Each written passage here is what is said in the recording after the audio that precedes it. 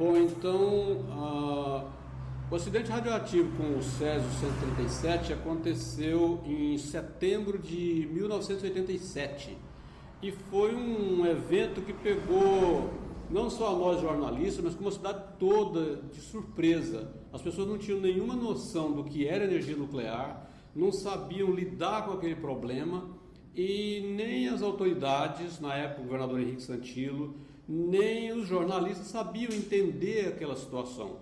Eu, no meu caso, as primeiras reportagens que eu fiz como profissional em televisão já foram no Césio. Eu fiz muitas matérias em relação ao Césio 137, estive várias vezes nos locais onde as pessoas estavam trabalhando, lá no depósito de Abadia de Goiás, e depois tive o privilégio de fazer a matéria de 2 anos depois que o acidente ocorreu. Mas na fase em que o acidente ocorreu, foi um tumulto tão grande que as pessoas de hoje talvez não consigam imaginar o que é uma cidade, toda uma cidade em estado de pânico. Goiânia viveu um momento, um pesadelo de uma hora para outra. Imagine você, as pessoas não sabem se precisam correr, se tem que ficar em casa, para onde que vai para escapar de um inimigo que você não sabe o que é e ninguém nem conhecia também. Foi uma situação muito, como eu diria assim, muito atípica.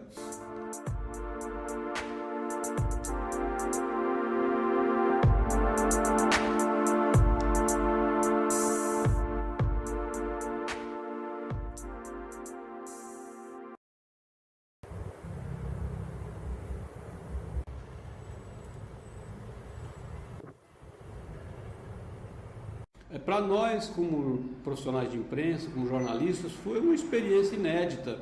Você imagine que com 3 dias depois que esse acidente foi divulgado, tinha tanto jornalista de todos os lugares do mundo em Goiânia que as coletivas no Palácio, quando o governador ia falar a respeito, ou o secretário de saúde, não tinha como, não cabia nem as pessoas dentro.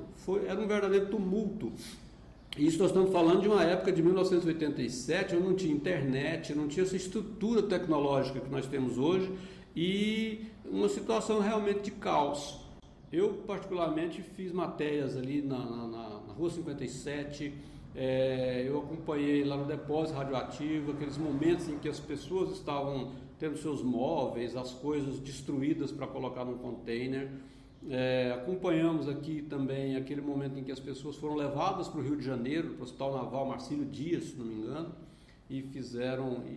e as pessoas naquela expectativa, depois voltam as pessoas mortas, a situação foi ficando muito complicada. Chegou ao ponto de que as pessoas saíam de Goiânia e não conseguiam sentar no restaurante. Teve pessoa que foi expulsa de restaurante em Uberlândia porque sabia que era de Goiânia. Então, foi uma situação muito, muito interessante.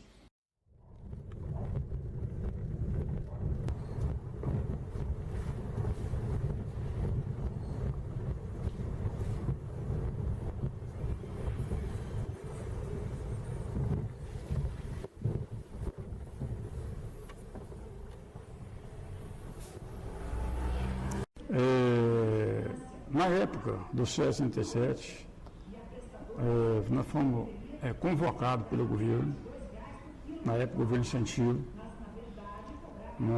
Eu exerci a função de chefia do departamento de transporte.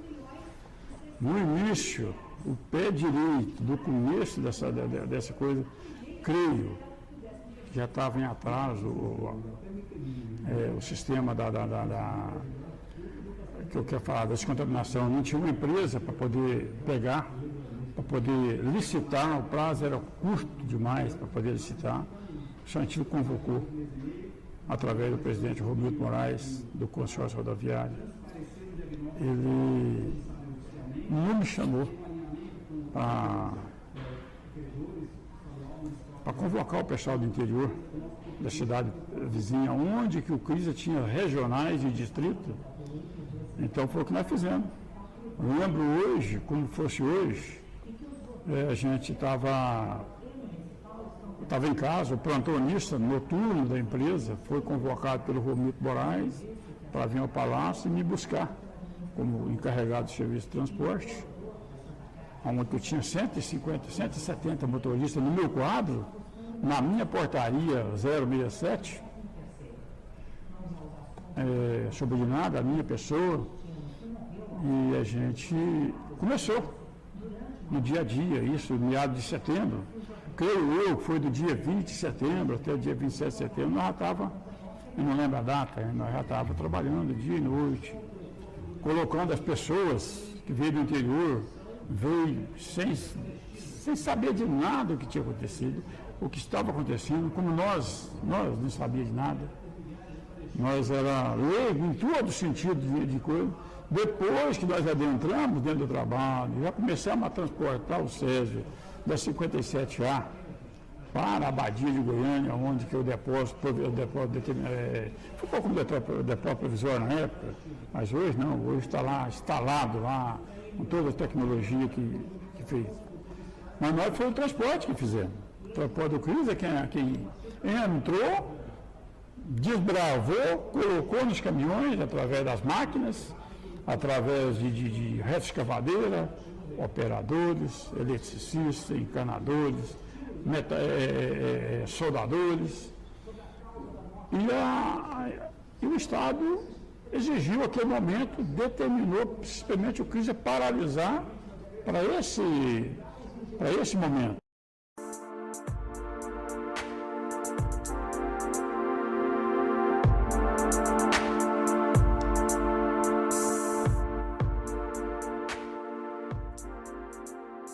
Hoje, se vocês forem fazer um levantamento, vão ver as dezenas de pessoas que lidaram com a vida, que morreram de câncer. Morreram ao longo desses 27 anos, hoje nós estamos com 27 anos já do acidente. Se vocês pesquisarem, vão ver, as pessoas perderam a vida, talvez porque faltou uma proteção naquele momento. Imagina você trabalhar 10, 15, 20 dias, 30 dias num ambiente irradiado, sem nenhuma proteção. Funcionários do CRISA fizeram isso, policiais, muitas pessoas tiveram problema, estão com problema até hoje. Eu creio que esse trecho de transporte que teve para lá pode ter contaminado alguma coisa, se grave, a gente ficou sabendo depois, eu acho. O caminhão nosso que trabalhava nos primeiros dias, não fizeram a reposição deles aqui na 57, eles transportavam daqui para lá e entravam dentro de Goiânia, e ia lá onde é que é o Extra hoje, para poder lavar. Eu tive a curiosidade de colocar a canetinha do rádio. Fui debaixo do caminhão, no lavador nosso lá, deu radiação. Contactamos lá dentro do CRISA, tinha radiação. Isso no começo. Depois foi removida a viatura para o pátio da coisa. Aí, a partir daí, foi o sargento Hélio, que foi o coordenador dos caminhões, que aí já não podia ir lá mais. Mas nisso, nossos carros pequenos, motorista de carro pequeno, ia lá dentro, comprava, fazia compra, levava lá, voltava, entrava lá dentro. Todos entraram dentro do CRISA. E quase todos os motoristas trabalharam no SES 37. Às vezes não diretamente, mas indiretamente, todos andaram no carro com pessoas, com máquina, com ferramenta contaminada. Então a matéria minha que eu tenho, a coisa que eu tenho que falar é sobre isso. E nós ainda estamos à mercê do governo para nos repor o nosso direito. A caneta que vende, a caneta é a caneta do RAD, fala RENS. A caneta é uma canetinha que vem para... Você põe ela... Isso veio depois de muito tempo, no primeiro dia não. Ela vem, você coloca ela e ela contacta a distância do rádio acidentado, para a pessoa não adentrar onde é que está. Ela acusa. A minha pessoa, eu entrei dentro do escritório, onde estou falando aqui, eu fui contaminado dentro do escritório, às 6 horas da manhã, Naftali Barbosa Lagara, motorista plantonista, eu passei lá e peguei as garrafas do café para levar para o CRISA. A hora que eu entrei, as canetinhas estavam em cima da mesa, ela tocou.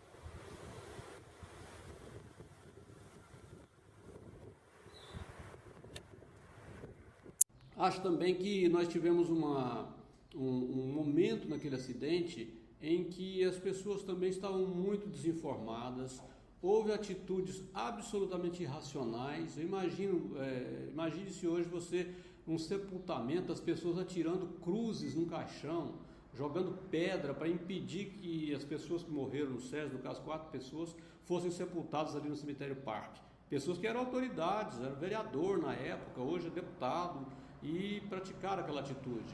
E você vê as pessoas irem morrendo, não sabe para onde aquilo ia caminhar, e foi uma situação realmente muito, eu diria assim, muito pedagógica para todos nós. Na minha avaliação, o Césio é uma decorrência daquilo que nós temos, o acidente com o Césio é uma decorrência daquilo que nós temos o improviso brasileiro. Quer dizer, como que 3 médicos especialistas no assunto, donos de uma clínica especializada em radioterapia, abandonam um aparelho que sabia que tinha substância radioativa dentro, num local abandonado. Eu fiz o stand-up, se vocês verem a minha matéria, vão ver que era um local abandonado, só tinha 3 paredes ali onde eles colocaram o aparelho. E as pessoas permitem isso. Depois eu acho que, apesar do esforço, que eu me lembro aqui do Dr. Rosenthal, já falecido, que comandou a equipe da QNEM aqui em Goiânia, lembro dele do esforço com a equipe dele, mas a QNEM, enquanto órgão, deixou muito a desejar, pois eles entendiam de energia nuclear, como é que podia vir para Goiânia sem equipamento e colocar 100, 200 funcionários do CRISA, pessoas, até nós próprios da imprensa, expostos àquilo ali sem uma proteção, sem uma luva, sem nada. Eles sabiam do perigo.